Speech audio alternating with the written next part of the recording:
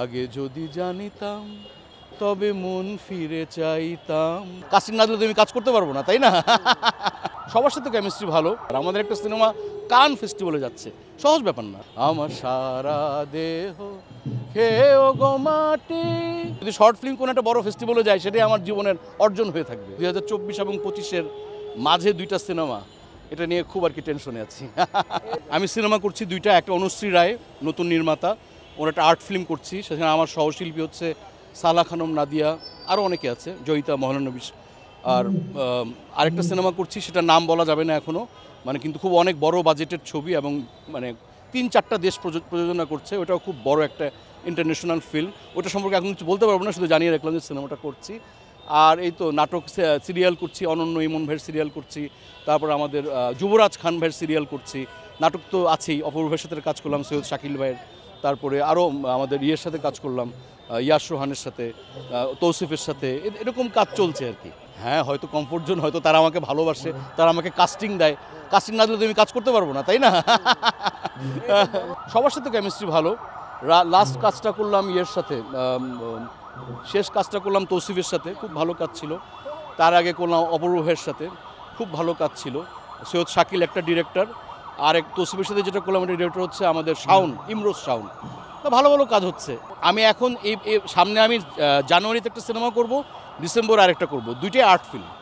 একদম মানে যেটাকে বলে অল্টারনেটিভ ঘরানার, ইন্টারন্যাশনাল ফেস্টিভ্যালে যাবে, এই ধরনের মানে ফিল্ম আর কি, কমার্শিয়াল ফিল্ম না। খুব আনন্দ হয়, গর্ব হয়। এই যে রেহানা মারিয়াম নূর কানে গেল, এটা বিশাল ব্যাপার। আমাদের একটা সিনেমা কান ফেস্টিভ্যালে যাচ্ছে, সহজ ব্যাপার না, তাই না? ইন্ডিয়ার এত বড় ইন্ডাস্ট্রি, ইন্ডিয়ার ওদের কয়টা সিনেমা কানে গিয়েছে, সেখানে আমাদের রেহানা মারিয়াম নূর কানে যাচ্ছে, আমাদের জন্য গর্বের ব্যাপার।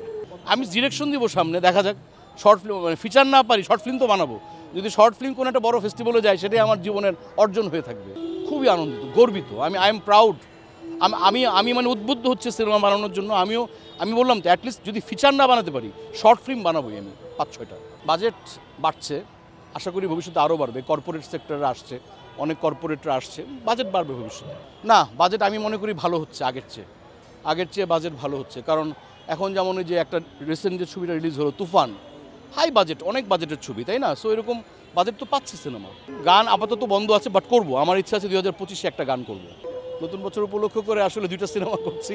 একটা সিনেমার শুটিং ডিসেম্বরে হবে, আর একটা জানুয়ারিতে হবে। এটা নিয়ে খুব মানে 2 বছর, 2024 এবং 25-এর মাঝে দুইটা সিনেমা, এটা নিয়ে খুব আর কি টেনশনে আছি। যারা শুনছে অনেকেই ভালো বলছে, অনেকে বলছে আরও ইমপ্রুভ করতে হবে, অনেকে বলছে আরে ক্লাসিক্যালটা চর্চা করো, গলাটা একটু ইমপ্রুভ করতে হবে, অনেকে বলছে মিউজিক যে মানে অ্যারেঞ্জমেন্ট সেটা আরও ভালো করতে হবে, অনেকে বলছে না তুমি হৃদয় দিয়ে গিয়েছো, আবেগ দিয়ে গিয়েছো, ভালো লেগেছে। বিভিন্ন রকমের মিক্সড রিয়াকশন পাচ্ছে। লাকি এখন তো অসাধারণ। আগে যদি জানিতাম তবে মন ফিরে চাইতাম, এই জ্বালার প্রাণে সহে না, এই জ্বালার প্রাণে সহে না। অসাধারণ, মানে অসাধারণ গায়ক। তারপর আমি অনেকের গানই লাইক করি। এন্দ্র কিশোর আছে, আমার সারা দেহ খেয়েও গো মাটি। ও মানে কত, মানে বাংলাদেশে তো গানের, সৈয়দ আব্দুল হাদি, চোখের নজর এমনি কইরা একদিন খইয়া যাবে। কত বলবো, মানে বাংলাদেশে তো প্রচুর বড় বড় গায়ক আছে। সবার গান শুনি, সবাইকে ভালোবাসি। আপনাদের সবাইকে ভালোবাসি, আপনাদের সবার জন্য অনেক অনেক ভালোবাসা, শুভেচ্ছা। আপনারা ভালো থাকবেন, আমার জন্য দোয়া করবেন।